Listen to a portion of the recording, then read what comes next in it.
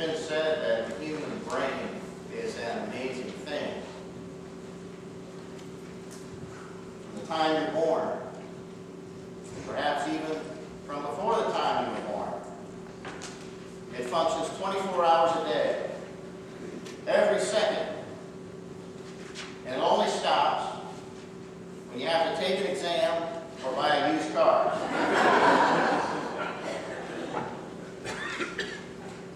We have to learn the moments and the times of our lives, and that's what the book of Ezekiel is about. Today I want to give you a tool. It's a tool that's used in mental health. It's a tool that's often used in recovery. And it's signified by 4 letters, HALT. We all know that means HALT. Everybody say HALT? HALT. We love to hear the word alto down in Mexico. It means we don't have to make any more concrete. It means stop. Many Norwegian countries use that word HALT. It's on their stop signs. We also have to know in our personal lives when to halt, when to refrain from doing things, when to reflect, when not to act on our impulses. And HALT stands for hungry, angry, lonely, and tired. Now, have you ever been around somebody who's hungry? Oh, man.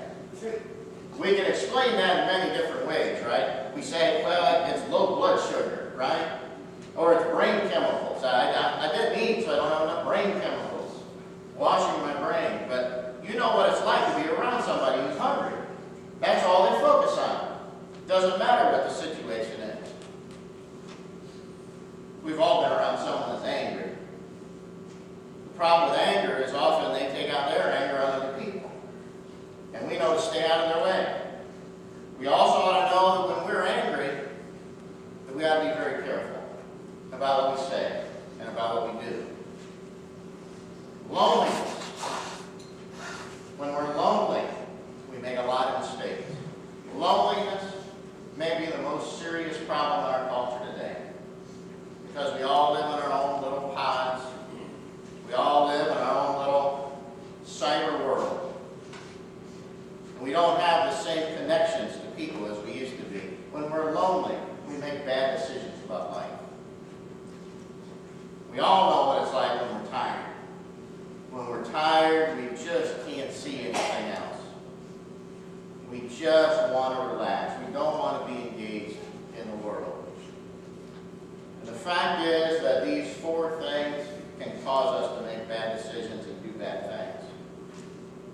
To pass on our own suffering to other people.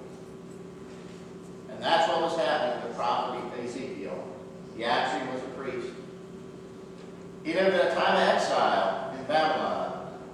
He was a skilled person, so the Babylonians took him from Israel and put him into slavery and captivity in Babylon in 586 BC, a very important date in Old Testament history. Because the people of Israel came to develop a poverty mindset.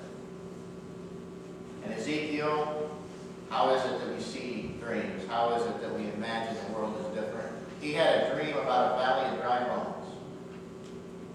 And that was his people. That was their hope. That's what they thought about.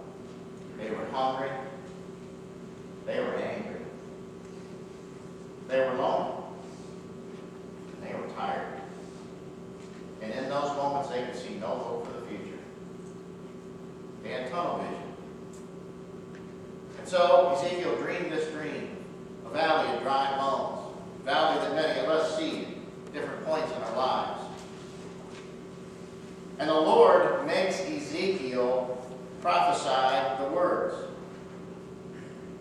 Remember how it was when you were growing up and it wasn't enough to tell your mother that you were sorry you had a problem with your brother or sister, but she made you tell them that you were sorry? Do you remember the way you said, "I'm sorry"? You remember that? It was still a valley of dry bones, right? All right, I'm sorry. And your mother would say what? Say it again. You didn't say it right. That's what's happening in the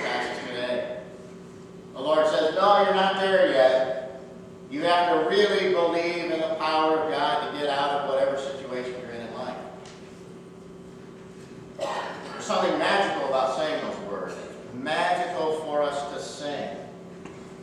It's magical for us to worship and to say the words. Because when we say the words, and we learn to believe them, then we begin to live the words.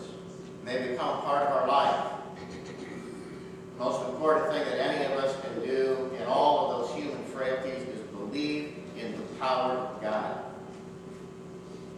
Can we imagine any of our ancestors who got on creaky boats or who spread out a little patch of land, who came to this place? Can we imagine that they ever would have thought of all the ancestors that came up out of the dust?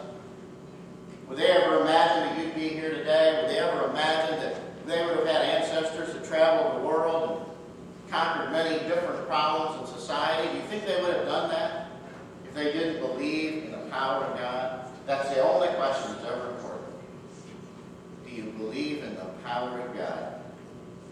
It's the only question worth consideration, worth asking. Do you believe in the power of God in your moments of hunger, or anger, or loneliness, or when you're tired, when you're facing some challenge in your life?